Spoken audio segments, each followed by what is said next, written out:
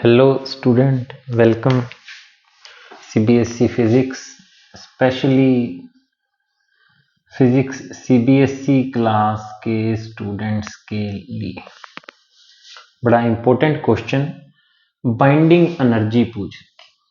Carbon nucleus को जब बना था तो एनर्जी रिलीज हुई थी, उसको बांध के रखने के लिए एक एनर्जी चाहिए होती है, वो बाइंडिंग एनर्जी कहलाती है।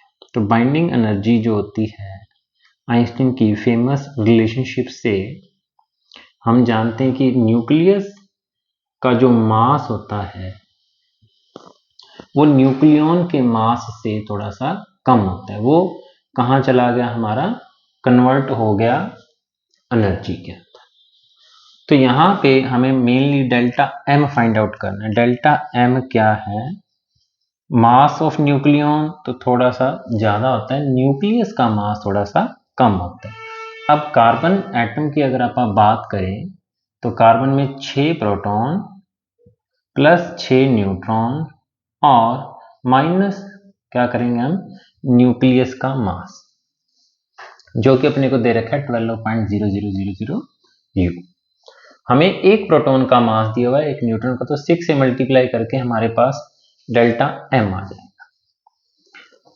तो 6 into mass of proton 1.007825 plus 6 into mass of neutron 1.008665 U atomic mass unit में है, माइनस पूरे न्यूक्लियस का मास जो कि हमें ये दिया। तो इसको मल्टीप्लाई करके हमारे पास आ जाएगा 6.04695।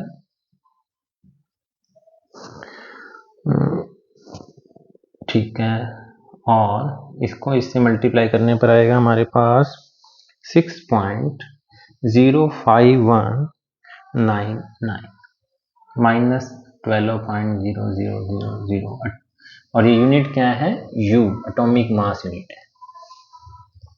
तो अब हमारे पास ये दोनों ऐड हो रहे हैं, 12 पॉइंट समथिंग आ जाएगा, 12.09894 माइनस 12 और यूनिट क्या है, U।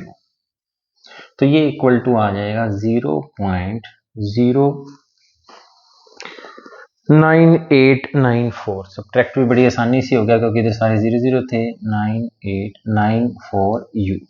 अब जो स्टेप है, सबसे इंपॉर्टेंट बात कि जब 1 AMU एनर्जी में कन्वर्ट होता है तो एनर्जी रिलीज होती है 931.5 मेगा इलेक्ट्रॉन वोल्ट।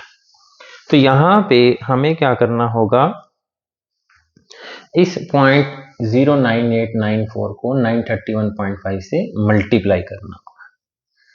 तो जो बाइंडिंग एनर्जी है वो आ जाएगी हमारे पास 0.09894 मल्टीप्लाई बाय 931.5, आंसर आ जाएगा हमारे पास 92.16 मेगा इलेक्ट्रॉन वोल्ट। तो बच्चों उम्मीद है क्वेश्चन समझ आ गया होगा। सबसे जरूरी पॉइंट को मैं दोबारा अंडरलाइन करना चाहता हूँ। एक तो ये कि 1 AMU एनर्जी जब मास जब खत्म होता है तो 931.5 mega electron volt energy release होती है।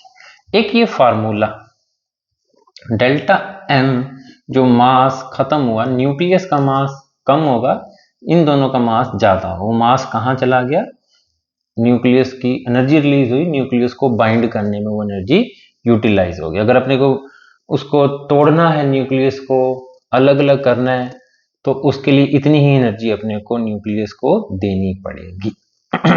तो थैंक यू बच्चों, चैनल सब्सक्राइब कर लें। बड़ा इंटरेस्टिंग न्यूक्लियर फिजिक्स शुरू कर रखी है हमने।